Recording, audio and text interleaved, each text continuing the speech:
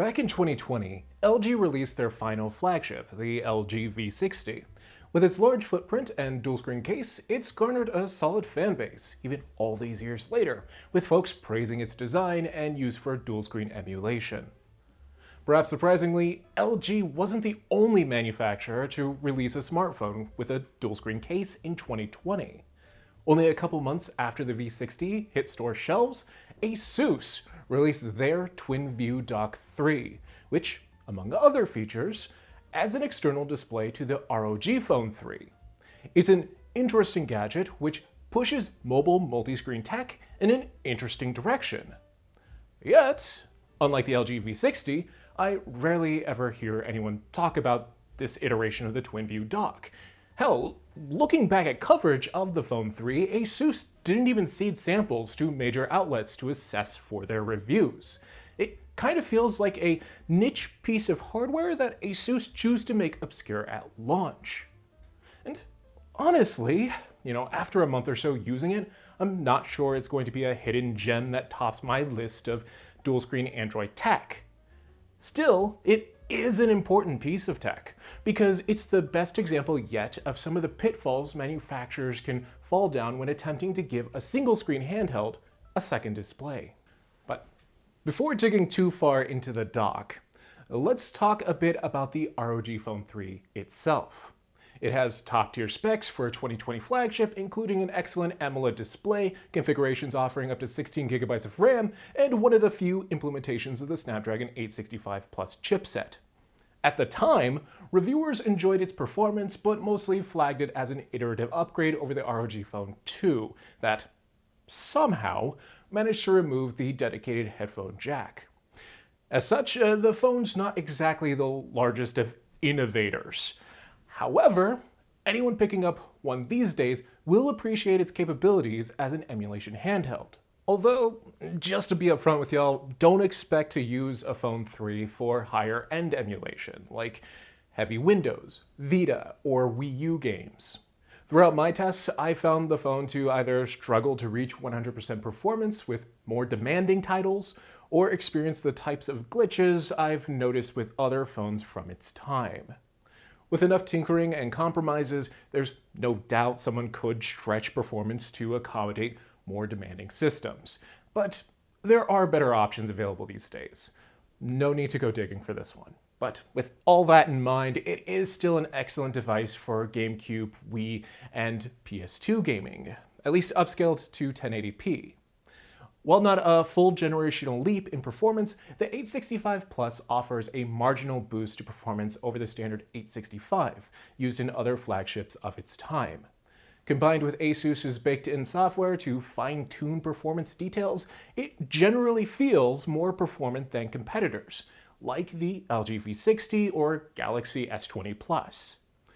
Add in the USB 3.1 port on the side for easier charging during gameplay, and I wouldn't question anyone who said they picked up one of these in 2025 just for emulation. Although there are a few downsides to note. One, like most other Android phones, black bars are ever present for all games except native Android or certain cloud gaming apps.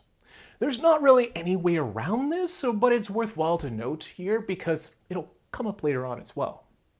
Number two, for whatever reason, ASUS decided to make the bottom USB-C port offset. Accordingly, most USB-C telescopic controllers are either not going to work here or feel exceptionally awkward when paired with this phone. And then number three, this phone tends to run a bit hot. In fact, while I've had other phones get toasty during sustained use, the ROG Phone 3 probably feels the hottest in hand during gameplay compared to my other devices. Heat, of course, doesn't make the experience uncomfortable when I'm using a telescopic controller. But it is still just a bit worrying if I think about it for too long. As a workaround, ASUS did bundle an active cooler with their phones that attaches via the USB-C port on the side. Regardless of whether it actually reduces internal heat any, the extra fan does make holding the device for touch controls much more comfortable, thanks to it making the surface of the phone noticeably cooler. Add in the headphone jack and kickstand on the cooler, and it makes for a pretty nifty setup. Now, Obviously, unless you're rocking something like the GameSir X4 Aileron, having a huge fan strapped to the back is going to make most controllers difficult to mount. Fortunately, it is one of the few devices with decent touch controls. You see, on either side of the phone are touch-sensitive pads that can be mapped to emulate screen taps and swipes using ASUS's built-in software. While they don't quite match the feel of a physical gamepad, they do a great job making touch controls more usable. Having a specific tactile location to press feels a lot more accurate than attempting to keep my fingers aligned to a touchscreen during tense gameplay. And actually, I've had a particularly great time using it to play Mario Kart Wii. Mapping slide to the left and acceleration to the right, it's felt surprisingly good to zip around tracks. Comfort here is definitely tied to the game and willingness for a user to adjust to new control schemes. But there's plenty of fun to be had for those willing to give it a shot. Which is a similar statement I'd use to describe the TwinView Dock 3. Like the fan accessory, the dock connects to the ROG Phone 3 via the side port. It's a bit fiddly to get situated at first, but when everything's connected and locked into place, it feels quite secure. The external display is a copy of the phone's display, which means it looks great without too much difference in colors or brightness between it and the phone. Since the docking mechanism blocks the power button and volume rocker, extra buttons for each are included on the display's bezel. They're fine, albeit not the most satisfying buttons, but hey, they get the job done. Meanwhile, below the phone is a raised base with an integrated fan, headphone jack, and USB-C port.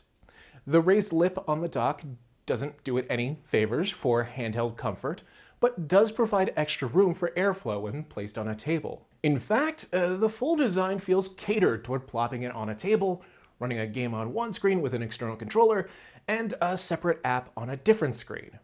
For that, it works exceptionally well. Having Dolphin open on the top screen with a YouTube video playing in the background feels excellent. Of course, that's not to say it doesn't feel good to use handheld. I've spent plenty of time with this setup just using touch controls without too much issue. It's just that the lack of ergonomic grips really lets it down. With enough effort, I was able to settle on a grip that mostly works for me. But I still don't prefer using it handheld with touch controls over a long play session, which is a bit problematic due to how awkward the dock is to use with most controllers out there. There's very little clearance between the phone and dock, by design. That means almost all controllers won't be able to grip onto the phone like usual. A larger Bluetooth controller like the GameSir G8 Plus can manage to widen enough to fit across the dock's base. However, in my experience, it's been a bit too awkward for my taste for a couple of reasons. First, the dock's shape doesn't allow it to sit flat in the G8 Plus, and then second, so much extra space is added between my hands in gameplay that it feels like the bezels have doubled in size. To their credit, ASUS did anticipate this dilemma a bit with the ROG Kunai 3. These Joy-Con style gamepads attach to the phone via a custom case. Because of the case's thinness, it can sit comfortably between the phone and dock without an issue. While not the best controllers I've ever used, they've worked just fine in Bluetooth mode and give the full setup a pleasing aesthetic. Plus, like with Joy-Cons, if I'd prefer to place the dock on a table, I can remove the controllers, fit them into the included grip, and keep playing. I'm a huge fan of the versatility, even if I groan at the fact that they mandate a specific custom case to work. Okay, so far, so good. The dock is pretty nice, I have a decent controller that works with it, and the basic functionality of opening two apps at once works pretty well. But, as you may have noticed, I haven't really mentioned any proper dual screen functionality yet. And unfortunately, that's because there isn't any. When not running an app, the top display's only purpose is to display the app drawer. That has some decent use cases, but is way more limited than I'd like. On most multi-screen Android devices dating back to 2011, both displays have a reasonable level of interaction with each other. By default, that's meant, at minimum, having a shared desktop to scroll between and being able to swap apps between displays. In 2017, ZTE's Axon M even introduced the idea of spanning apps between displays, which was then picked up by LG in certain circumstances a couple years later and mastered by Microsoft in 2020. The TwinView Dock offers none of that. Beyond a few Gameloft games that specifically support it, the dock's quite literally just a way to open a second app in landscape, which is a bit of a pain to anyone looking at this as a dual-screen gaming device. Fortunately, the way that the dock connects to the phone results in certain apps treating it like an external display rather than an extension of the phone's display. That's fortunate because it allows me to still properly emulate DS and 3DS games, albeit with some restrictions. Currently, only Drastic and Citra MMJ allow for using external displays for dual-screen gameplay. They're great choices, and likely what I would have gone with anyway, but there is the hitch that Drastic's recent disappearance from the Play Store may offer some difficulty for folks wanting to try this later. Nonetheless, even with those restrictions, gameplay feels great with this setup. I've been playing Pokemon Moon at a 4x upscale and only rarely experience any dips to frame rate, usually associated with shader compilation. Likewise, SteamWorld Dig has been fun to jump back into. I particularly missed the 3D effect with this game, but it's been a fun experience that's even felt good with touch controls. As with other phones with 865 chipsets and beyond, performance feels more limited by the emulator's capabilities and shader compilation speed than the hardware. The result should be smooth 3DS gameplay on most games, with maybe some minor glitches here and there, as well as any edge cases Citra still can't handle. Not bad. If there are two real hassles to all this, it's just that, one, for some reason the navigation bar on the top screen sticks around during gameplay. I tend to easily zone it out, but it is kind of annoying that I can't dismiss it altogether. And then two, the bezels. The 4x3 bottom screen here leaves a lot of empty space with a controller attached. It does at least give me the option to open a split screen to have another app open beside it if I want to, but it's not felt like the best experience overall, especially with the extra distance my thumbs needed to stretch to hit the touchscreen for certain games. The bezel issue becomes even more noticeable with DS gameplay. It's perfectly playable, but not exactly ideal. As I mentioned before, this is an unavoidable fact of gaming on a phone, but it makes me want a device more optimized for these systems' aspect ratios. But those gripes aside, the experience is still rock solid for what it is. For both DS and 3DS, it's been fun to use with the kunai controllers. And the way the TwinView closes into a neat handheld package makes it enjoyable to treat this setup more like a gaming handheld than a gaming phone in a controller grip. Throughout my weeks of testing, I found myself actively reaching to keep playing 3DS games on this device. And I'll likely keep doing so for a while, now that my Flip DS has, bit the dust. Which might make it sound awkward when I tell y'all that I don't recommend most of y'all go out and buy these devices. There's a slew of reasons behind that statement, but it ultimately comes down to usability, price, and competition. Solely considering practicality, the full TwinView setup is unwieldy at best. It's been fine while sitting at home, casually playing on a couch, but it's been a bit of a headache to take outside. The dock is a bit too large with too much of a lip on its bottom to fit in all but my largest jacket pockets. Considering the potential for a bump to cause damage to the docking mechanism with the phone attached, or debris getting into the connector when the phone's detached, I also hesitate to toss it in a bag as is. Luckily, my dock came with a travel case that works nicely, but the case's size, combined with the size of the kunai's case, takes up a bit more room in my bag than I'd like. Folks used to lugging around a Steam Deck or larger Switch case may not feel as much issue with the size. However, having to open up both travel cases, pull out the controls, detach them from their holder, and reattach them to the dock every time I want to play is a bit awkward. That alone will probably keep my new 3DS XL as my dual screen console of choice for traveling. But beyond that, this setup is also more expensive than I'd like. Now, as with all the devices I show off on this channel, prices change drastically by region. However, for me, here in the US, to get my hands on an ROG Phone 3 and TwinView Dock 3, I paid $250 via a bundle on eBay, plus $50 shipping and taxes, and another $39 courtesy of the federal government erasing the de minimis charge right when it shipped. Meanwhile, the Kunai 3 cost me an extra $120 through a random Amazon listing. Altogether, that brings my total to about $460. And from what I can tell, I likely got all that for a bargain. While looking for listings, I regularly found the TwinView Dock sold by itself for over $150, the ROG Phone 3 for another $200, with the controllers going for another $200 on their own. So realistically, someone seeking to replicate my setup could find themselves paying $500 to $600 before taxes and tariffs, unless they get lucky. And I gotta tell ya, even for $460, it's nice, but not that nice. If you're looking to spend $600 on a 3DS emulation machine, I'd probably recommend hunting down a GameSir G8 Plus alongside a Surface Duo 2 with a cracked back. Alternatively, you could even pick up a used Steam Deck, display mount, and probably still have enough for a cheap smartphone or field monitor to slap on top.